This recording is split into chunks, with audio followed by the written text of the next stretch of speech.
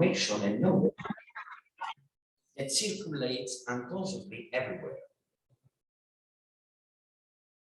Extractivism could be considered as the main vector of entropy and entropy.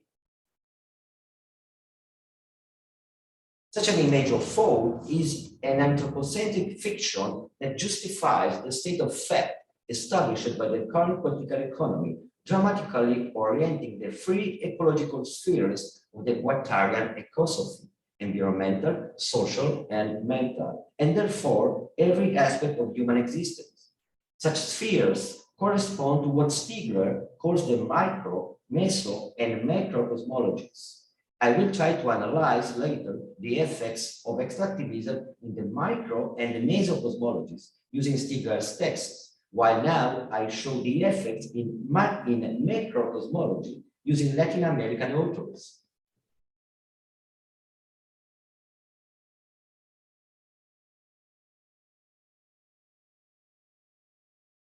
The extractivist image of thought is thus the epistemic, economic, and ontological framework that defines a kind of unique, globalized, and realistic thought that is based on a colonial and anthropocentric concept of nature, inscribed in the modern project of civilization. In this vein, Ramon Gosfoguel's theory of epistemological and ontological extractivism as old and new form of colonialism is crucial, as well as the very Latin American theorization that grounded the notion of extractivism, specifically in the eco-juridical and post-colonial economic framework. In general terms, it's possible to refer to extractivism from its original Latin American conceptualization as, first, mode of appropriation of natural resources, dependent strategy of development, and unsustainable mode of development. These are the three lines by which Latin American theory can comprehend all the phenomena of extractivism. But we could also provide a fourth aspect. The act of extraction removes all relationships that make sense of whatever is being extracted. And we have to say that in the international division of labor, traditional extractivism is the mechanism that links the exploitation of natural resources and raw materials in the periphery to an accumulation by dispossessions, as shown by the paradigm, with all its disastrous consequences for the lives of mine workers, their communities, and the environment. According to scholars such as Maristella Svampa or Paola Serafini, this distinctive feature of neoliberal extractivism lies in the power of capital over the world of life in general, to the point that we could be able to speak of an eco-biopolitical expropriation in the sense of a systematic control on biological and social life in general. Now, this dominance in the exploitation of resources and their consequent depletion also reveals the necroeconomy dynamics that would be behind the bioeconomy as a value of life and nature as a whole. This is a necroeconomy because by exploiting the resources, it's not only exhausts the sources, but also exhausts the condition for the reproduction of life in its environment and destroys the negentropic proliferation of life. It is also the most dramatic meaning of the Anthropocene or Capitalocene as Anthropocene, as Bernard Stiegler puts it.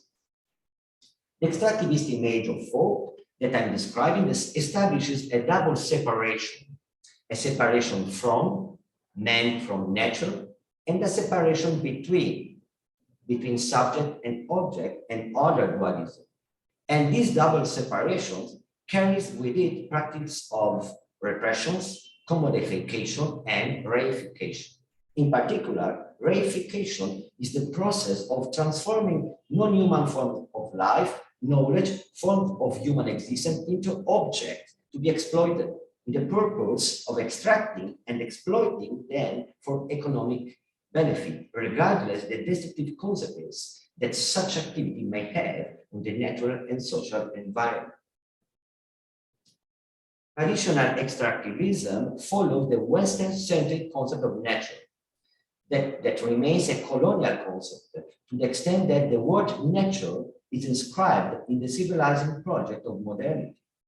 Nature implies the division between subject, human, and object, nature, where the subject, human, is the one that has full life, and everything else is nature considered as inert objects. Nevertheless, nature can be conceived in totally different way. If in the Western Cartesian dualistic worldview, the human is conceived as external to nature and nature as a mean to an end, in the non-Western worldviews of the epistemologies of the South, which don't participate in the dualistic vision of the world, the so-called nature is not an object, but a subject, and is part of life in all its forms, human and non-human. For instance, the Pachamama in the Andean indigenous people, Tawhid in Islam, Ubuntu in Africa, etc. In this sense, the set of contemporary extractivism becomes the last stage of the separation movement, which had already divided the countryside from the city, the space of reproduction of life from the space of production of goods and values, the states from the colonies, the center from the periphery, the producers from the means of production, the real life from its commercial representation, the inhabitants of the planet from knowledge and common goods necessary for their subsistence. In other words, this is a kind of generalized proletarianization of the planet in Stigler's sense. That is, the anthropic proletarianization that follows the development of the Cartesian matesis universalis, which is materialized in a collection of ideas and perspectives on reality that allows us to see time as linear, space as flat and homogeneous, nature as something external to human relation, and the planet as an object ready to be put in value. The latest stage of such a separation is happening right now, and it's about the separation between us and our data spread all over the web.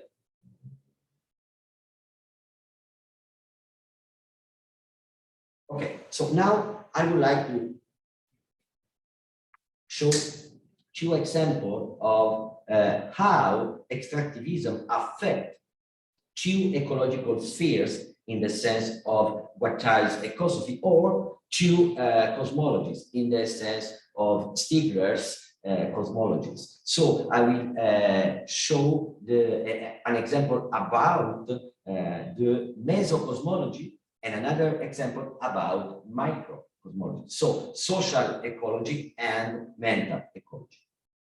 So I would like to share with you a passage from Bernard Stiegler's Techniques and Time 4, not yet published, that can help to give an insight to such an extractivist condition and its consequences.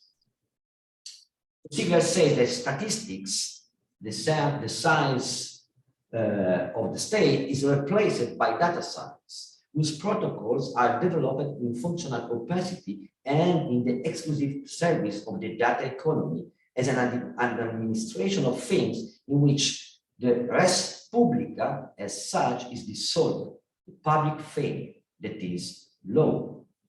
What Stiegler denounces is the colonization of public space, which Antoinette Rouvroy and Thomas Bers described as the effect of algorithmic governmentality and its operation of data mining. Algorithmic governmentality will be a way of govern citizens through their digital profiles, which are behavioral models produced on a mere inductive basis. The goal in algorithmic governmentality is to anticipate, predict, and prevent social relations and individual behaviors. In this sense, I consider that we can register the tendency of the res publica to become res extracta, that is to say, totally subordinated to algorithmic correlations, financial calculations, and data and dopamine. Such extractive operations shape the forms and dynamics of the res publica, from the micro-political level of individuals to the macro-political dimension of institutions and governments.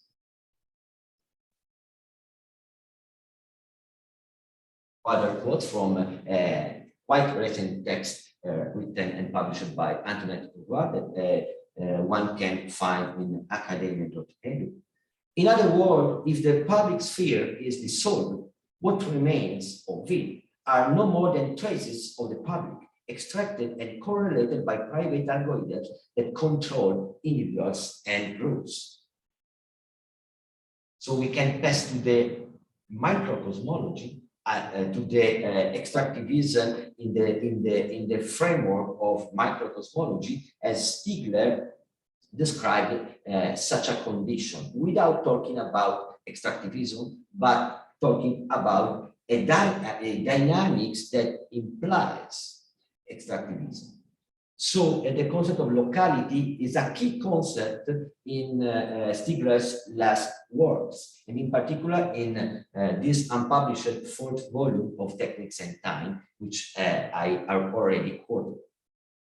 In Techniques and Time 1, Stigler takes up the Heideggerian existential analytic of Dasein, understanding the locality as the there of being there. So Dasein being there et là. However, for Stigler, this intrusion into existential analytics is plausible only by showing that the spatiality of human existence is being thrown there into the world. It's always the result of its exosomatic structuring, that is, of the artificial exteriorization of the organogenesis that defines human existence since its origin, as, and I quote, the pursuit of life by other means than life. Thus, Stigler in Techniques and Time 4 comes back to the theme of Heidegger's existential analytic, and in the in the first occasion the thematic horizon was the temporality of consciousness, in the latter, in Techniques and Time 4, it's instead the relationship between this same temporality and its taking place, therefore its locality. In both occasions, the externalization of memory, tertiary retention, writing, photography, mnemotechnics, etc., represent the heart of the analysis and, above all, the removed or unfolded by Heidegger.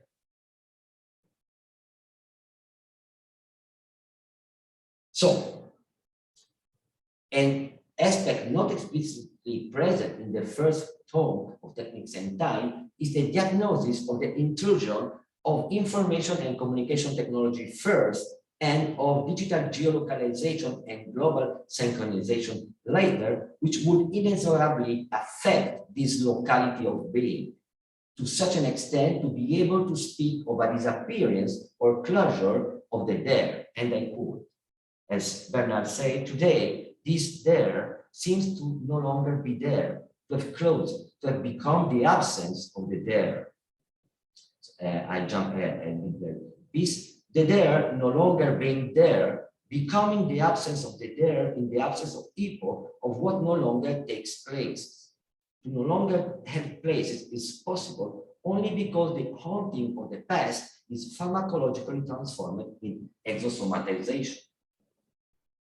Today, all this seems quite evident since all the geolocalization devices that surround us are transforming our relationship with places, which becomes increasingly quantified and therefore controllable and anticipable, like the subject itself in the sense of the quantified self.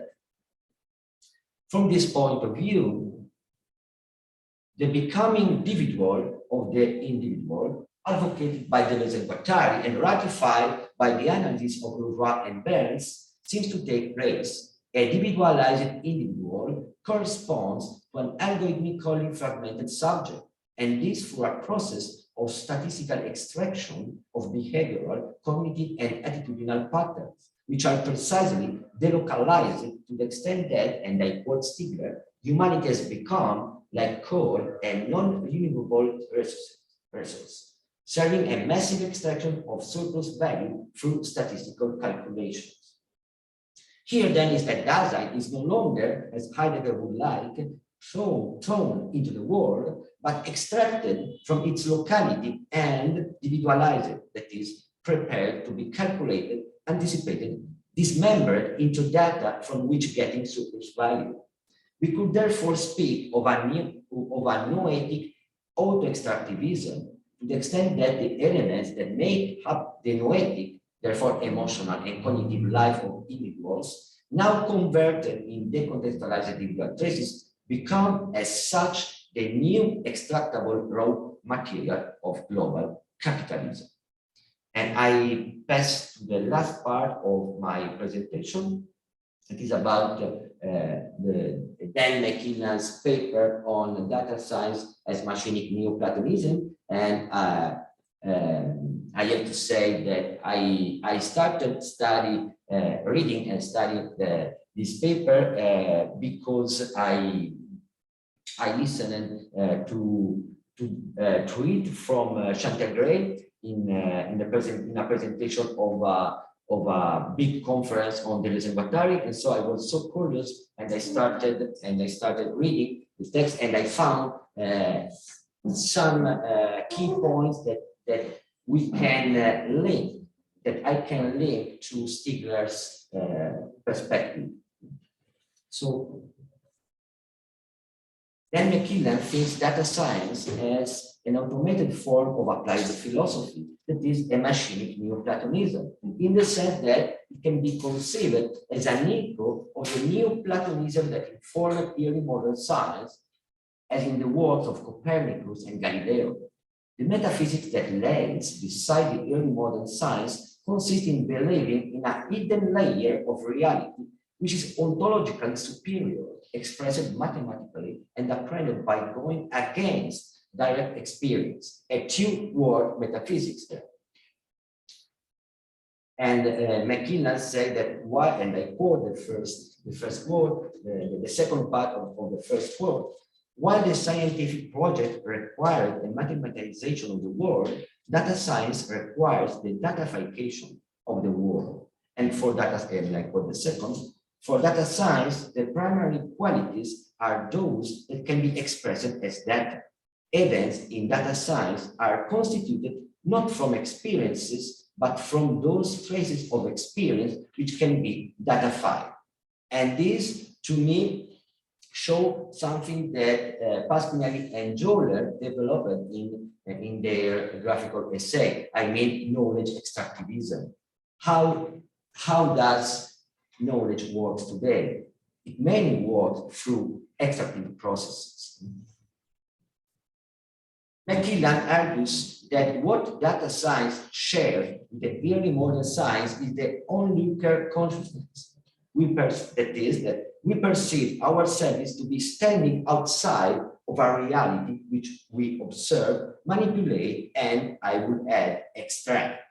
So also the onlooker consciousness seems an apparatus for extracting knowledge from reality.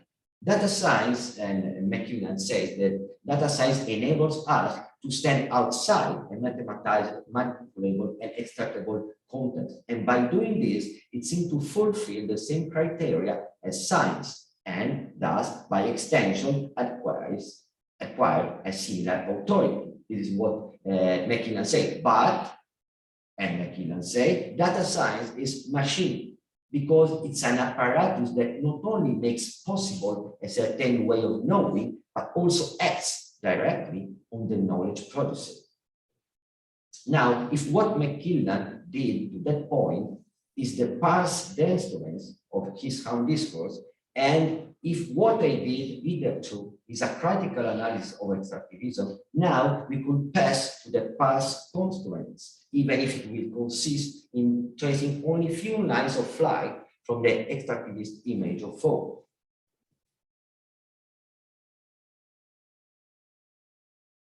So, and McKillen tries to trace a possible alternative to data science by reframing it not as a traditional science, but as a material process or as an apparatus. That is to say, a specific set of material and conceptual techniques focused in the production of subjectivity. So for McKillen, data science is an apparatus, is a Foucauldian apparatus engaged in the production of subjectivity. A great element of criticism oriented at reframing data science is offered by feminist and post-colonial critiques of technoscience, as McKillen showed. And this is very important for their deconstruction of the supposed cultural and gender neutrality of science and thus of data science too. In this vein, McKillen highlights that standpoint theory is crucial because it argues that any particular form of science is modulated by the social order in which it develops and thus it can be used to question data science at the level of its metaphysical principles.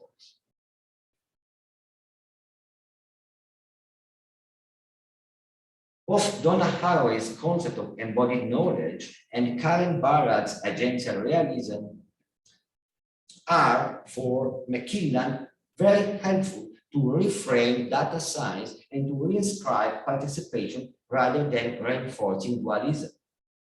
Both authors show that what is described by our scientific theory is not nature itself, but our participation with nature. In the same way, data science is not neutral or objective. It brings with it the traces of the participation in the processes of datafication. With Karen Barrad, we can say that Niels Bohr's quantum philosophy is already a way to criticize the extractivist imaged state within science. This because, according to Bohr, the knowledge that we can produce depends by our misery as subject in relation to an object. By producing scientific knowledge, we extract a phenomenon from the entanglement of reality. To be aware of it is the first epistemological step towards the overwhelming of the extractivist image of thought. So, and the last slide, and then I will finish the presentation. So, Karen Barrad's agential realism is crucial, following McKillen, for developing a countercultural data science as praxis, a new data science based on the refusal of the separation between observer and observed. As McKillen says, and I quote, and not so much data science as data solidarity, end quote. Or in Donna Haraway's lexicon, data responsibility. Responsibility, the fact of living in a kind of responsibility is also reflected in the statement, this statement of Liane Betasamosake Simpson, indigenous activist from Canada. She said, the alternative to extractivism is deep reciprocity. Deep reciprocity is as a way of being in the world is a decolonial alternative to extractivism. While to extract without giving back is the principle of the structure of life, to extract, taking care to reproduce life and return what is extracted is a completely different micro and macro cosmological principle.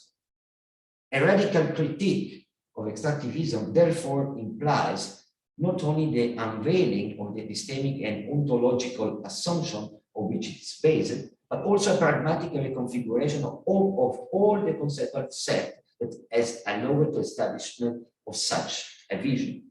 As McKillen argues, and I quote, an effective counterculture is one that can not only rebut the claims of the dominant culture, but also recompose its artifacts to construct something novel. And this is also the very principle of Stigler's pharmacology that claims for the social reinvention of digital artifacts based on the contributory research, another way to reduce the separation between observed and observing, from man to techniques and to nature, in a word, to be response-able. And perhaps this reconfiguration is the true task for political ecology in the face of the Anthropocene Capitalocene, a task that cannot be satisfied only with lowering the thresholds of CO2 emissions or slowing down the effects of climate change, but with the reinvention of the place of humanity in the web of life and of the individual in the digital web.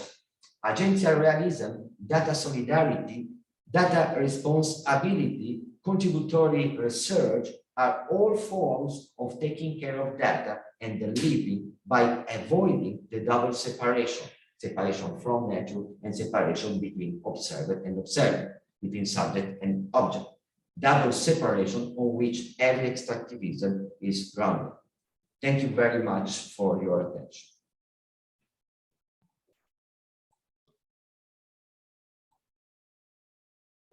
Thank you so much, Paolo.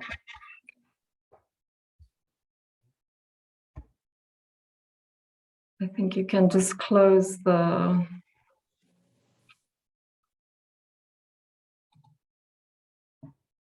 There we go. Yes, I just want to say thank you to you. And I think that gives us a lot to think about, especially in terms of the accumulation of dispossession and maybe the speed at which this is taking place in our current societies.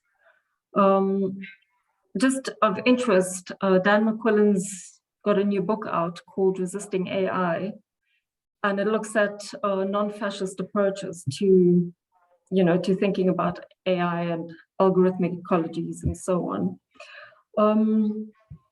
But I think the thing that I really liked about especially the ending of your talk, was that you didn't just leave us with a kind of symptomatology, but also, Deleuze's project, he talks about it as being partly to overthrow Platonism. And I think that, we can also then maybe use it to overthrow this Neoplatonism or machinic Neoplatonism. And so I really appreciate the kind of these lines of flight that you present to us at the end, rather than just, I think there's a lot of work being done on new symptomatologies, or using Noology, and I think that's important, but I also think it's important to think about the lines of flight, the ways that we can form new solidarities. So right now I'm going to open the floor to questions. So just raise your hand if you have a question, and then you can put your camera on and you can engage with Paolo.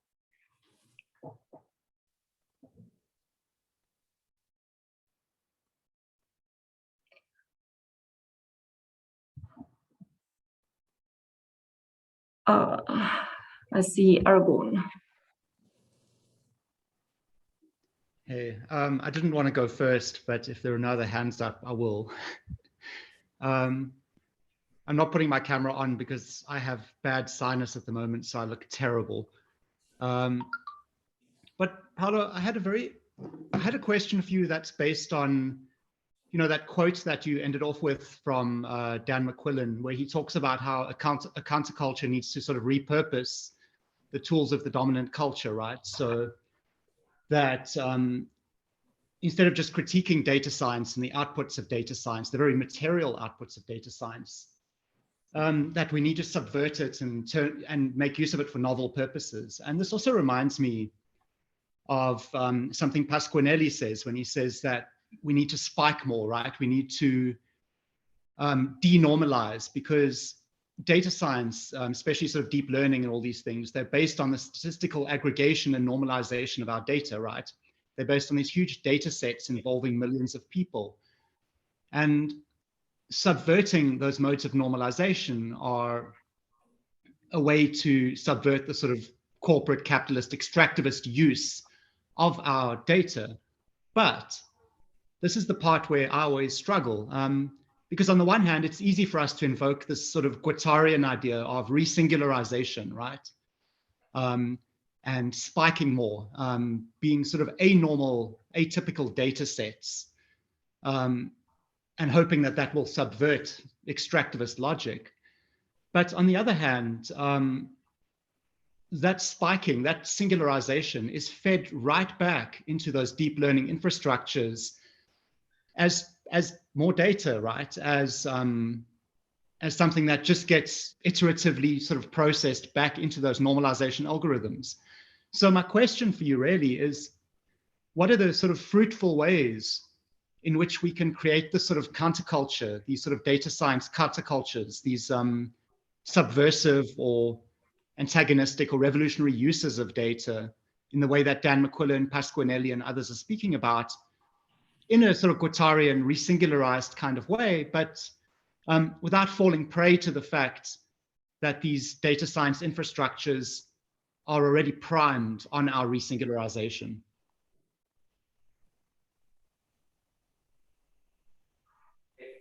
Thank you very much, Aragon, for your question. That is a very political question, and so I agree with your concern about the Guattarian hypothesis of resingularization of data. And this is yes, there are two ways, I guess, to understand Guattari's suggestion of post-media.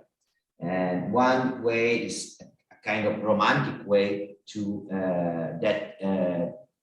pretend to transform the use of digital technology by and only through political enunciates. I mean, only through political theory.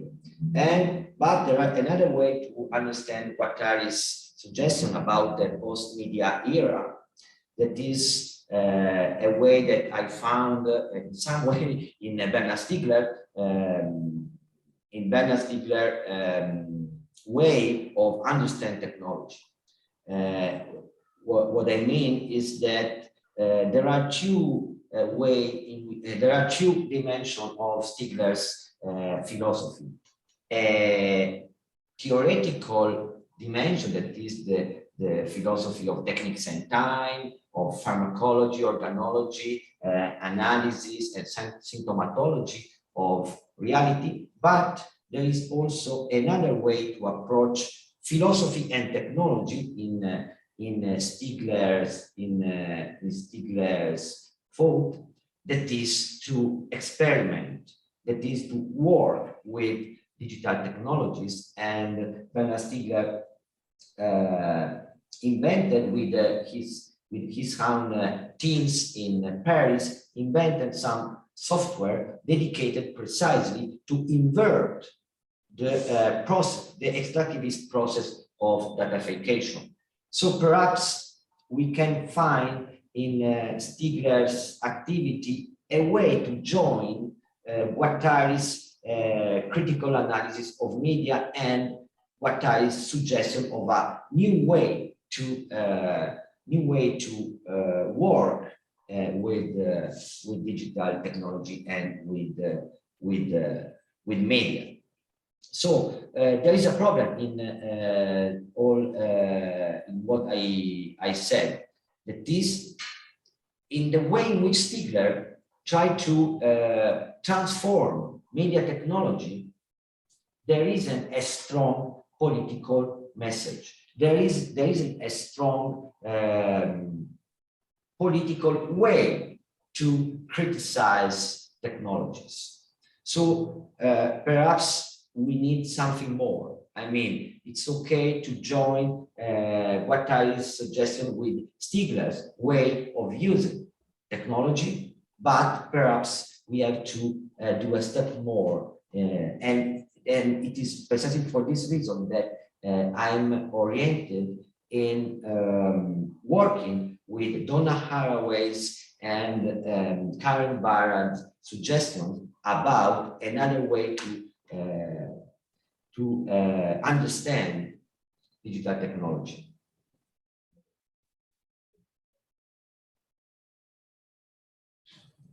Thank you, Paolo. Any other questions?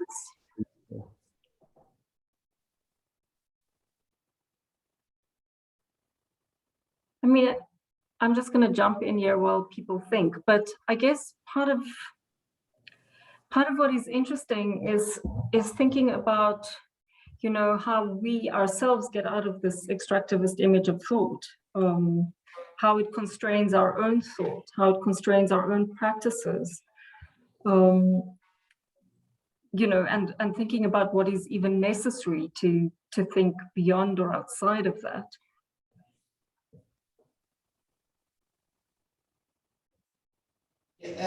Well, in your first comment, you say that it's more interesting the line of flight of this discourse about extractivism and the extractivist image of form, and I agree with you. But this recall me what Deleuze and Guattari, in particular Deleuze, said about the image of form. I mean, there was a moment in which it seems that Deleuze found another image of form. And precisely in Nietzschean philosophy, there was already something like the suggestion of a new image of form. Then in A Thousand Plateaus, the things changed a little bit.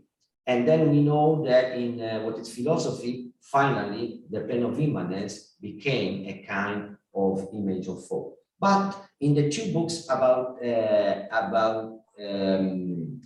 cinema, so image, movement, and movement, image, and time, in these two books, it seems that Deleuze found a real line of flight.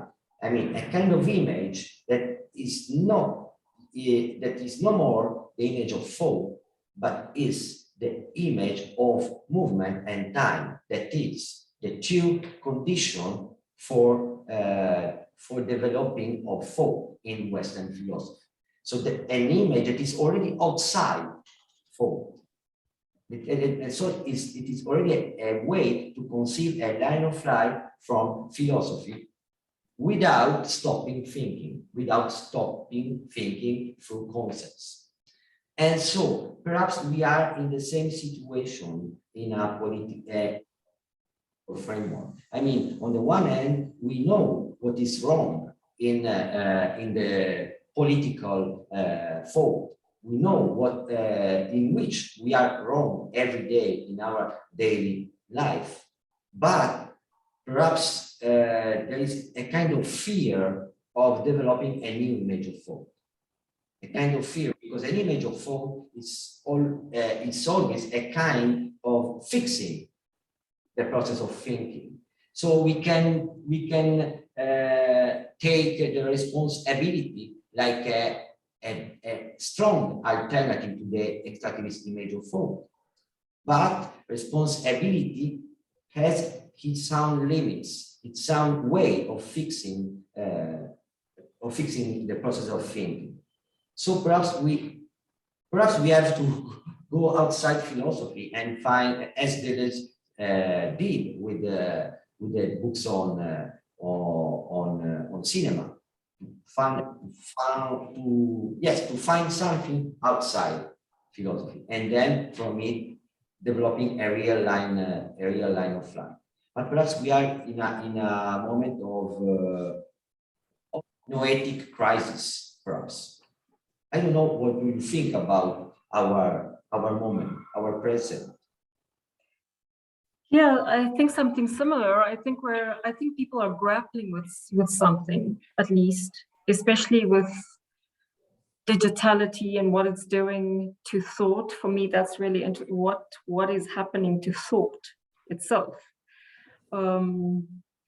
You know, how it's if you think about what Twitter or Instagram is doing to thought itself. And so for me, that is a very philosophical question that we should be grappling with. For me, even things, you know, you talk about extraction. For me, one of the things I'm thinking about a lot at the moment is dopamine, and the extraction of dopamine, and what that means for attention, what that means for thought, and specifically for then getting out of our problem, or the problems that we're grappling with which extend to the environment, to our societies, and so on, when we don't have the capacity anymore to think beyond a quick image or a couple of characters.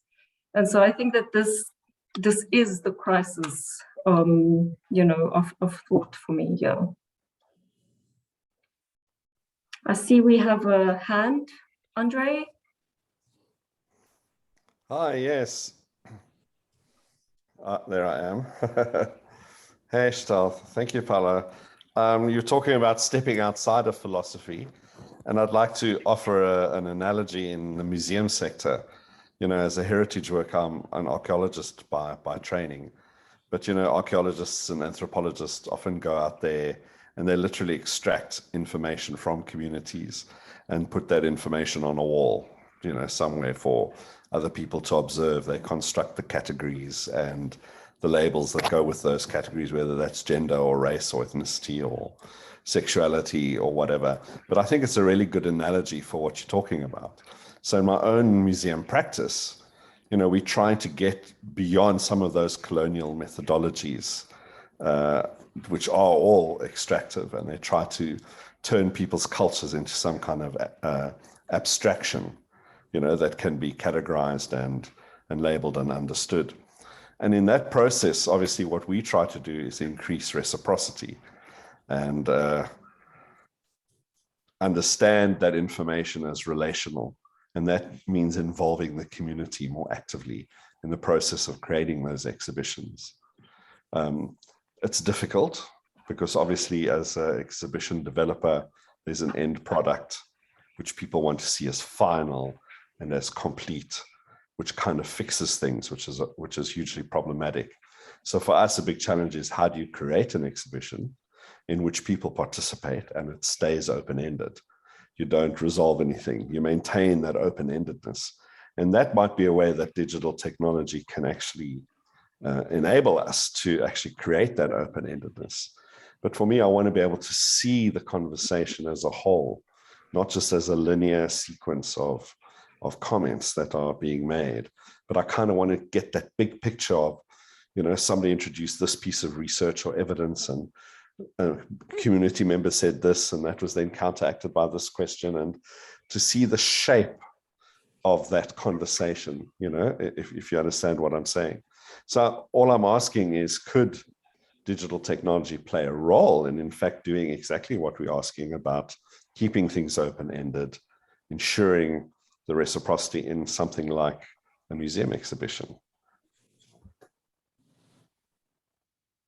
Thank you very much for your question. But I guess that Stigler would say that yes, digital technology has a big role in the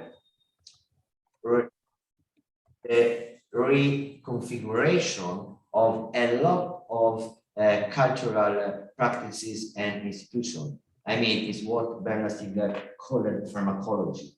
The way in which we can reverse the toxic effects of a technology in something that is precisely neganthropic, that is the inverted process of the entropic, of the social entropy that digital technology seems to spread all over the social reality. So yes, totally. And this is I can do a strong autocriticism to my presentation, to my way of conceiving this kind of image of thought. It's sure that human life, and in particular human social life, and in economy, politics, social institution, languages, knowledge, it would be impossible to conceive human reality without the very process of extraction. We extract every day, we extract in any aspect of our life.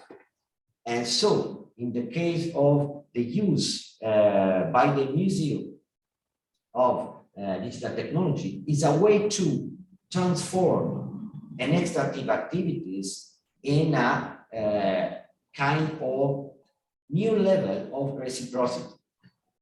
So we have to be aware, I have to be aware, I have to be aware the very process of extraction is one of the fundamental process in every aspect of human life. So we cannot avoid extraction. This is sure. We cannot avoid extraction as we cannot avoid digital technology today. So and I come back to the first answer that I attempted to give. The issue is really political. The issue is really political. Is political before being philosophical, ecological, or technological, or epistemological. It's before all this kind of line of intervention. There's politics in my way of conceiving this. So I guess that museum is a very interesting field, or a very interesting battlefield in which we can observe how digital technologies can be transformed from an extractivist dimension to a way of not only be reciprocal, but also to overwhelm some wonders, some obstacles that the history of civilization created for humanity. So perhaps, yes, we can use digital technology in a decolonial way of thinking and creating knowledge. Thank you, Paolo. I see we have Julie. Hi, thank you. My video is not all right. Hi, thanks a lot for your talk, and thanks for organizing this. It gave a lot of food for thought. I actually was thinking of something because of the reactions that I would like to share and know, Paolo, what you think about it. So I'm sending a link in the chat, but it's not so important. There are artists who make like art with data, and they're usually these crazy patterns that are aesthetically pleasing, let's say. Because I was wondering, one, for me, alternative is maybe thinking about what is data art, or making art with data, and maybe not only as these artists do on the web page, in the sense that they just take data and organize it in a beautiful way, but maybe we could even think of it as like us creating data that leads to certain patterns in our practices. I mean, this is a very, very big kind of idea, but maybe this could be like alternative to this extractivist way of doing data science. What do you think of this idea? I'm gonna stop you there. I'm gonna let Arabelle speak, because I think because I know he's gonna respond to the same thing. No, I had a totally different question for Paolo. Paolo. I thought you were going to talk about the data music, so that's fine. No, I can talk about that later. Okay, thank you very much for the suggestion about art and data. And yes, I just write the name of an Italian artist that is well known, which is Salvatore Iaconesi. Salvatore Iaconesi is a digital data artist. So, he is also a robotic engineer, and he used to work with data precisely in an alternative way to extractivism. This is one of the suggestions that I found during the last year, develop this symptomatology of the extractivist image of folk.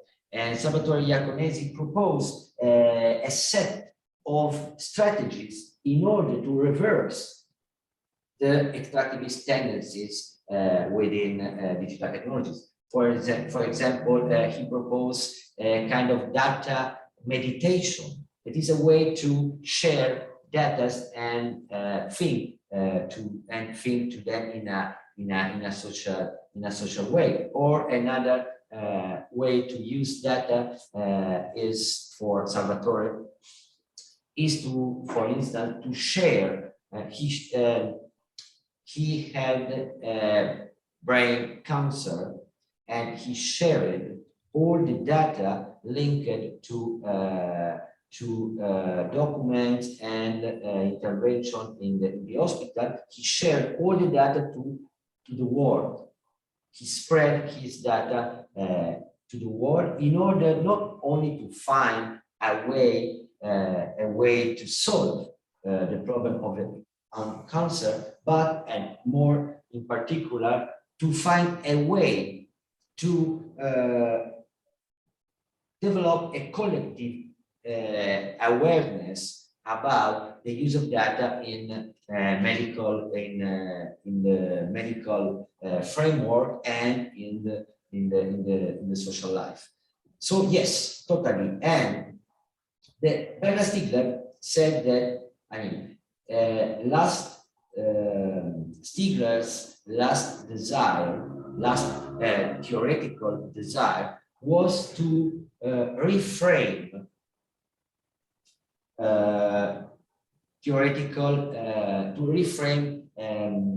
digital technology, to reframe informatics, and to reframe informatics from theory. This was Stiegler's last dream, and these artists like Salvatore Iaconesi or other, what they are doing is precisely to reframe informatics, to reframe data science, and to reframe it not from theory, but from politics, from aesthetics and politics. So I totally agree with your suggestion. Thank you so much. Great, thanks.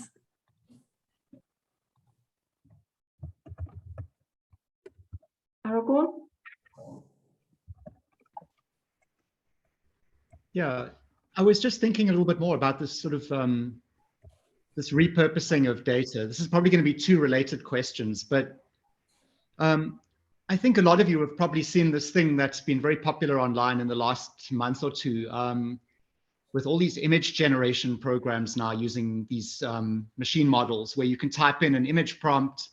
You can say, I want a panda bear in a hot air balloon in space, in the style of Salvador Dali, and then this deep learning machine model generates this for you. And there are millions of these images now being shared online. And what's fascinating for me about these images is that they represent the aggregated knowledge or the aggregated creative production of a significant amount of humanity, right? They, when you're saying, I would like to see a panda bear in space in a hot air balloon, every single image that this machine model has been trained with, millions and millions and millions of images all around the internet, which all in turn reflect human endeavor and the cognitariat, to use a Bifo Berardi term, right?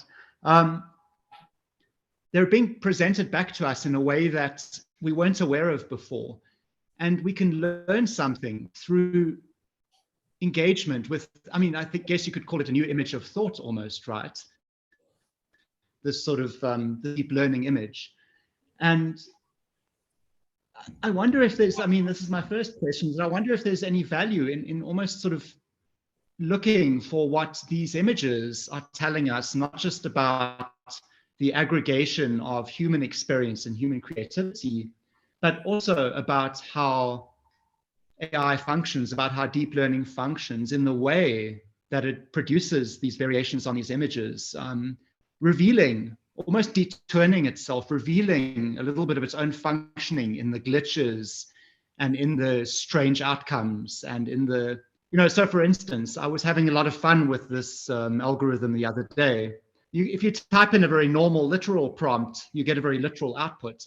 But if you type in something very abstract, I was playing around with the titles of philosophy books. I was typing in Difference in Repetition, A Thousand Plateaus, Being and Nothingness, and to see the outputs of those things.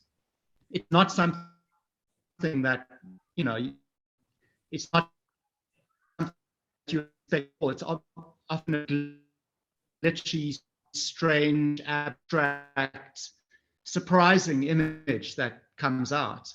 And I think it's almost a little bit of insight into parts of the machine model functioning that we don't usually have insight into. So I almost wonder if there's, just to extend Julie's question, there's not a kind of a new practice there, a new practice that's not based on extractivism, but based on almost getting those machine models to reveal themselves, and in the process to reveal something about ourselves in a way that can be used to counteract that sort of extractivist. Okay, thank you so much for your analysis, because it's a kind of analysis before being a question. So I didn't have an answer, but at the same time, I can say that I am in an international project that is called NEST, Networking Ecological Smart Territories, and with many universities of Europe and the Berkeley University, and also UARTES in Ecuador. And one of the objectives, the goal of this project is precisely to unpack the black box. I mean, to try to understand how it works, how algorithms work, and how they succeed not only in anticipate, prevent our desires, our way of thinking, but in particular, how they succeed in convince us to split our life, to split our ideas, to split ourselves in groups. I mean, to polarize reality, to polarize thinking, to polarize politics. So we are very interested in this, and I am very curious to understand how to do it. But I have to confess, I am really ignorant about this side of the research. So I'm very sorry, everyone, because it's a limit. So I remain, I remain sorry, in the philosophical lane of the research and of the project. But I agree with your analysis, and I think that is crucial what you are asking for.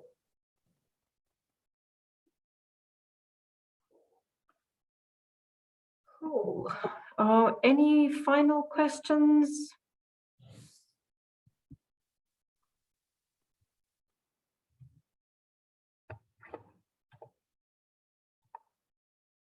Okay, in that case, I'm going to say,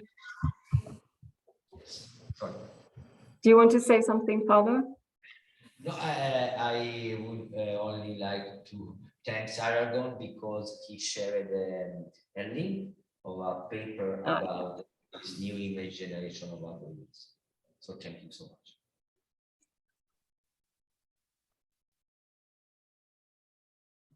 I see it. Thank you, Aragon.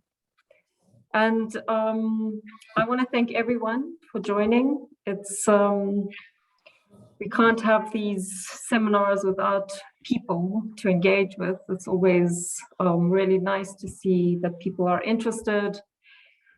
Thank you for sharing your questions, your thoughts. And then most of all, Paolo, thank you to you for sharing your thoughts with us. I'm very interested in your work, as you know, and I hope to hear more of what this is and where it goes and the unpacking of black boxes. But thank you very much for making time to share your thoughts with us. We appreciate it. Can we all give him a, even if it's a virtual one, just a little clap? Thank you.